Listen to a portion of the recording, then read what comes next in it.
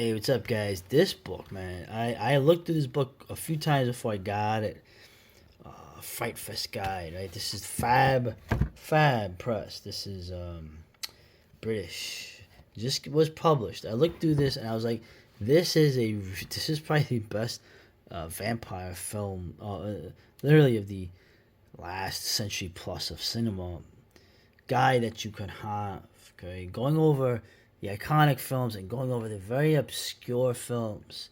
Vampires are ubiquitous throughout history. The idea of blood sucking or life draining, formerly alive, now dead people is a very powerful metaphor.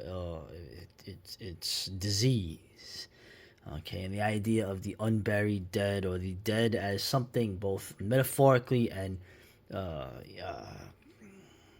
I don't know what you'd say, biologically, something you want to avoid. Pestilence, all sorts of things that chill all humans throughout, not just civilization, but even prehistory. Right? You didn't want the body of someone you knew to be near you. You buried it, or you put it away. You didn't want it near you for some reason, not just because the death would remind you or that its body would attract dangerous scavengers slash predators, but also the idea, of that the sickness that would be spread if the bodies were there. Right? So anyway, format wise, this is the color, mixing in the poster art of films, photography, the color of all the films, mentioning all the different films. I mean, they pretty much mention every black vampire film here, the history of it, going back to, of course, the Lake Geneva crew here, and of course, more interestingly, the early vampire-tinted poems. Coleridge, Samuel Taylor Coleridge's fragment Christabel. Camille Paglia always talks about Coleridge. Of course, Johann Wolfgang von Goethe's The Bride of Corinth. I keep mentioning that poem.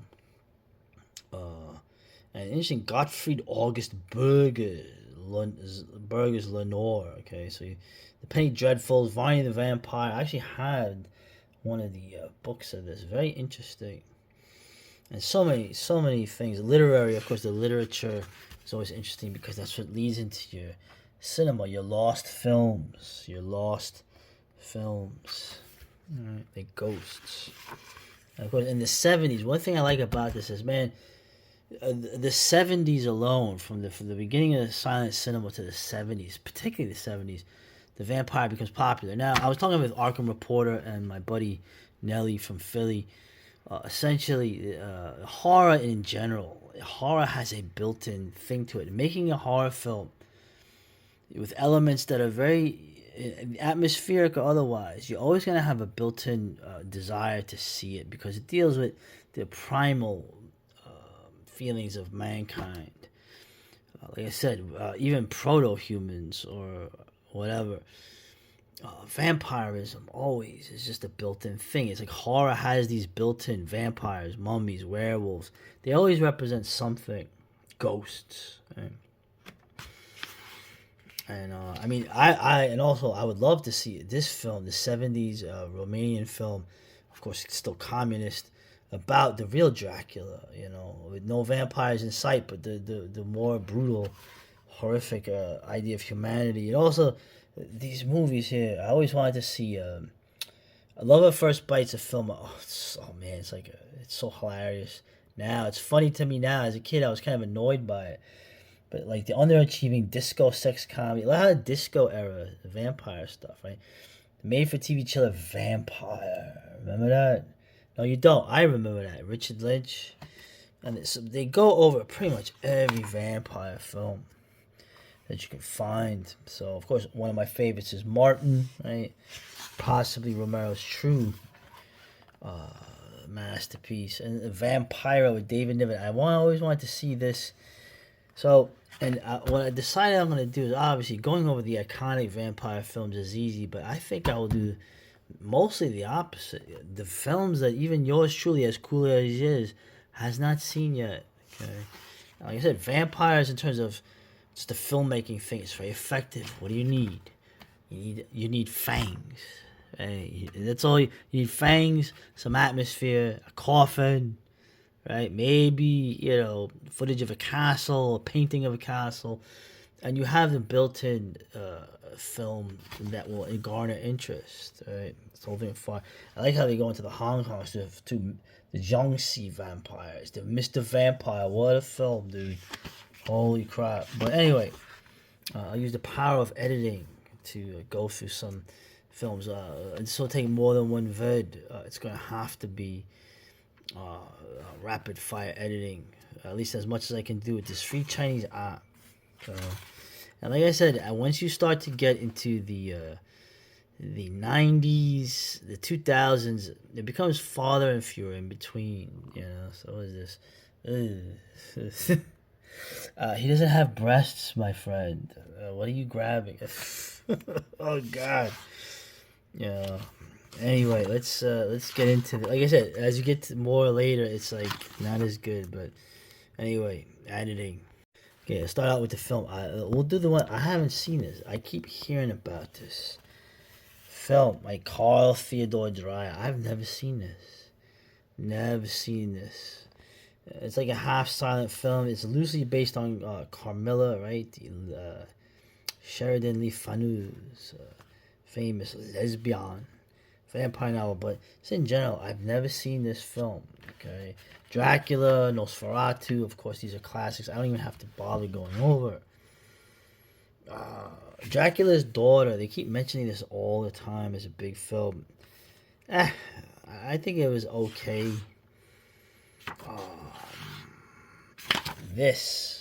The White Reindeer. This is a film about the Samis. Oh, don't tell Varg. Oh, he hates the Samis. Right? The White Reindeer. You see the other vampire myths, and that's the whole thing with the vampire myths. The international films, many of the films that I haven't seen, of course, are from other countries. Everywhere you go, any country, any part of the world you go to, there's a blood-sucking spirit of a formerly dead person as a creature. Okay, makes you wonder. Maybe there wasn't a myth. Right, El Vampiro, the Mexican vampire films. I never seen this. I always heard that these films. I mean, I saw World of Vampires. There's a bunch of great vampire films with the Mexicans, and I keep saying the Mexican cinema very underrated. The atmosphere that they made in it was equal to anything in Europe, straight up. I'll say that. Of course, the Hammer films, right? I've never seen Blood and Roses. I know the song from the Smithereens, but never seen this Raja Vadim film, French film, another Carmella-based film. Oh, damn. Of course, probably one of the best of Hammer vampire films. That's hard to say. Brides of Dracula is a powerful film with no Christopher Lee, but yeah. And this one, I have this somewhere on like a discount DVD. These Italian films. Italians are making vampire films early on in the 60s, just along with Hammer. But this one here, Hercules against the vampires. Mario Bava, of course, the visuals. And apparently Christopher Lee is in this. Of course, there's thousands of these Hercules movies. But yeah, I mean Mario Bava. Now you're already thinking when you think Mario Bava. What are you thinking of? You're thinking of right, Black Sabbath, and you're thinking of another film. Black Sunday. Did I pass it already? Yeah. But also Santo, and listen, man, Santo versus the Vampire Women, Las Mujeres Vampiro, right? These movies, always recommended. Don't believe, like, and more Mexican, the Mexican films, man. I should do a video on them. Kiss of the Vampire, one of the best Hammer vampire films ever made, without any of the major actors that you know of. Yeah, very, very good movie.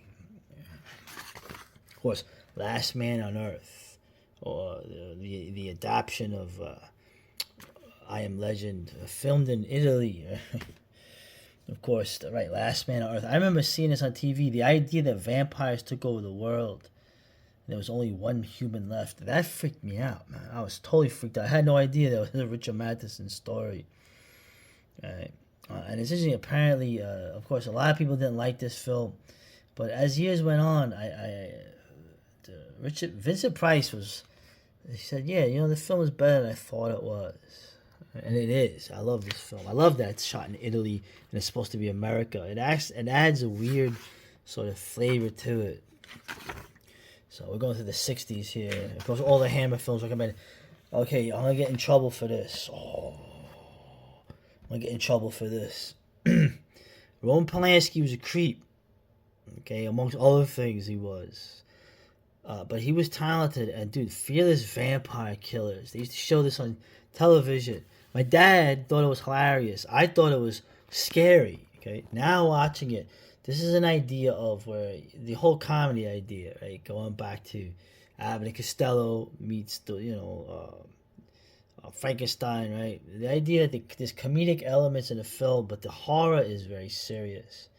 And there's Sharon Tate. What a beautiful woman. God, Jesus Christ, what happened to her, man? The Fierce Vampire Killers is great, man. So many great things in here. What is this? Right, Dance of the comic embellishments involving Jewish and gay vampires. Remember the scene when she pulls the cross, and the guy's like, "Oh, you got the wrong vampire." He's laughing. My dad thought that was freaking hilarious. I thought it was hilarious. So of course the scene with the gay vampire, the son, was funny, but yeah, and the apocalyptic ending, right? Yeah. What a great film, man. Especially the atmosphere of it. Yeah, I know, and this guy's a creep, but anyway, we're getting through here, right? And I'm not covering the Hammer stuff because all the Hammer stuff's great. Rape of the Vampire, right? Jean Roland's first film, which actually was a short film and stuff shot later. Crazy film, right? The critics, all right, they always hated. There was riots during the '68 riots. People had mini riots over this film that was released at the time. And Gene Roland never got respect. Yeah. And I think, what is this? We're getting to the '70s. I'll end this. Sorry, the '60s. I'll leave this up to the turn of the century to the '60s. I saw this film, The Body Beneath. This Andy Milligan guy I've mentioned. This dude's movies in VHS stores. A lot of his movies were on cassette. Okay. Weird, crazy films, like Staten Island-based film and theater writer-director Andy Milligan. Okay, shot films in the UK. This is the vampire film. Crazy, bizarre, surreal. Always with these psychedelic, weird sort of mayhem endings. Is it a good film? It's bizarre. It's just. I don't know how to explain it, man. Andy Milligan films, the ones I've seen, definitely a guy who deserves his cult, let's say, amongst other things. So, and with that, of course, I'll leave it. I'll round it out to the early '70s. Jess Franco's Count Dracula, right? A great film, man. I love this film, man. This is a good film. I know my Liverpool guy didn't like it, but this film, this is one of the best Jess Franco films. Of course, Yorga, right? House of Dark Shadows, I never saw this. The glorious American vampire film turned out to be an adaptation of Dark Shadows. So now, I heard this is a mayhem film. Literally everybody dies in it. Definitely gotta see it. So, alright. We're gonna do a series of these vids, but the vampire, right? Powerful, and they still make. Apparently, I think they still make these vampire films now. I don't know.